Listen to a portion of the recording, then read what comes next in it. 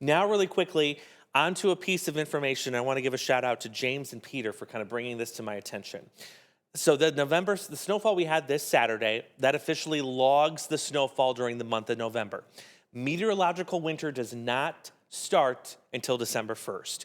So this snow, technically, if you broke down winter by as being December, January, and February, would not count towards the winter total, okay? So hang with me here for a second.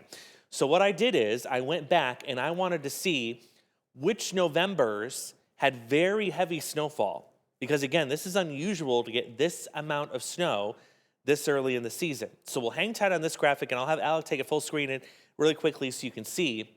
And then we'll come back and I'll point some of these things out. But here's what I wanted to show you. So November of 2018 was the snowiest November on record for us here in the Quad Cities. We had 18.4 inches of snow that month. Do you remember it? I know a lot of you in the comments when we posted this a couple days ago said, yeah, I remember 2018. I remember I was stuck at home and I couldn't get to work and the stores were a madhouse and the streets were a mess. Yeah, that was quite a year for us. I remember it too. I was working here. So check this out though. That winter, which would have been the winter of 2018-2019, because 2019 followed for January and February, what was the total winter snowfall then? It was 40.1 inches. That winter season that followed that heavy snowfall in November was a blockbuster for snow, way above the average total that we would see here in the Quad Cities. So what I've also done is I wanted to give you some more examples, because when we look at this data, we don't want to look at just one example. We want to look at a whole bunch of others to see, is there some kind of correlation? Is there a relationship between the two where we can maybe say, oh my goodness, perhaps, in the next few months, we're really going to see a lot of snow too, like we did in 2018. So here's the top snowiest Novembers on record. And of course, 2018 is the number one spot. The number two spot was 1974. We had 15.6 inches that November of that year, followed by 1925 at 10.8. 2015, that wasn't that long ago, 10 years ago, 9.9 inches. 1975 had the same, and here we are at 2025 with 9.2 inches of snow in the Quad Cities. Here's the correlation. This is what happened that following winter for these same years. So we're looking to see, are we seeing this same relationship between 2018, 2019 with these other really snowy November years?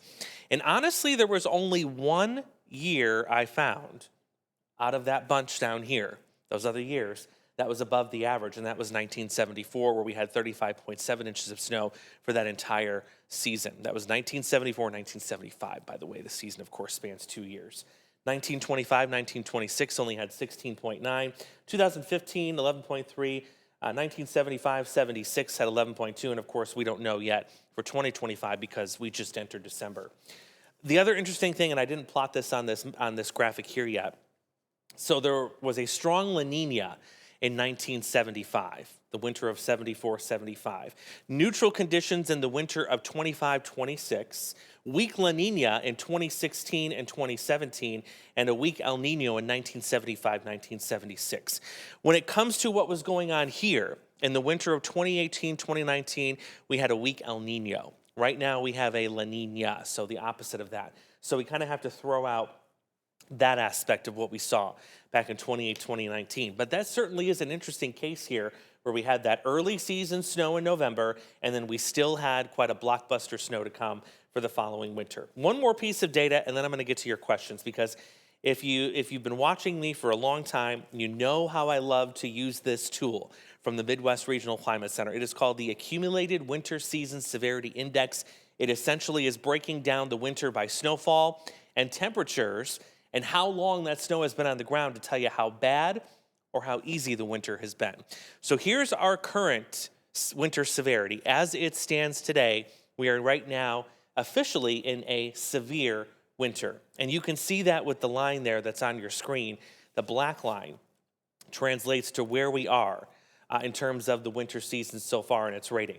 What about that winter of 2018 and 2019, the one example I just showed you where that winter gave us 40 inches of snow? Well, I'm going to put my arrow on the screen here.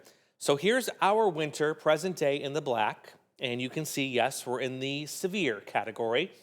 But that winter, 2018, 2019, because that snow came earlier than what we saw this year, they were in the extreme winter category. And in fact, they stayed, or we stayed rather, in the extreme category throughout a good chunk of December, only dropping down to severe and then again average once we approached January. But look at where the winter ended up. It was trending to be pretty moderate because we saw warmer temperatures and the snow kind of backed off. But then all of the sudden, we got this late winter season snowfall in late January, early February that shoved that severity right back up to nearly extreme, but back into severe. So if we were to have a winter like 2018, you can kind of see where things are going. It was what we call front loaded to begin with, kind of backed off a little bit on snow and cold, and then we backloaded it all again at the end of the season. So this is what we would call a bookend winter, where you've got a harsh start in the front, mild, pretty easy throughout the middle, and then it gets harsh and cold again at the end of winter. So some really cool data, and I hope that kind of helps and gets your brain moving and thinking about what could possibly go on here for the next several weeks. Really wanted to do a deep dive into that so you can see what we look at in terms of meteorologists to help us give us clues as to what's going to happen for the next couple of weeks.